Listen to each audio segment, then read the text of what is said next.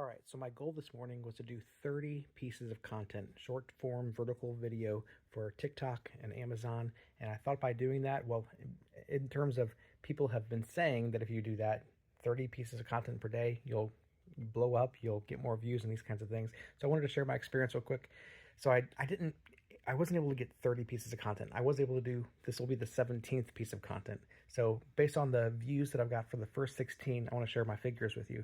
So typically I post just 2 pieces of content per day. And from those 2 pieces of content on TikTok, I usually get around 600 views or so between the two of them. And on YouTube, I'll get around 1,500 views between the two of those videos. Now, this is where it gets interesting. So I posted 17 videos today as opposed to two usually. So it's a little bit more than 8 times more videos, right?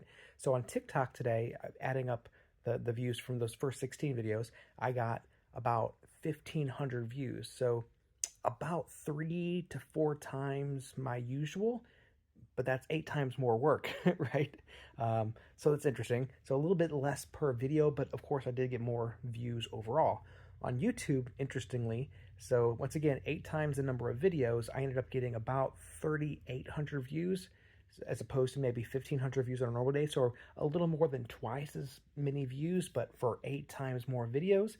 Now, I could argue that each of those videos were slightly lower quality than usual. You know, putting out a video every hour to, half an hour to an hour or so, I can't put as much work or even thought into those videos. So I definitely lowered the bar a little bit in terms of how much work I was putting into each video, at least in terms of how much thought I was putting in. So once again, I go back to this idea of quality over quantity. So if I was able to put in the effort for each of those videos that I typically would put in for a normal video, I would think that the views per video would come up.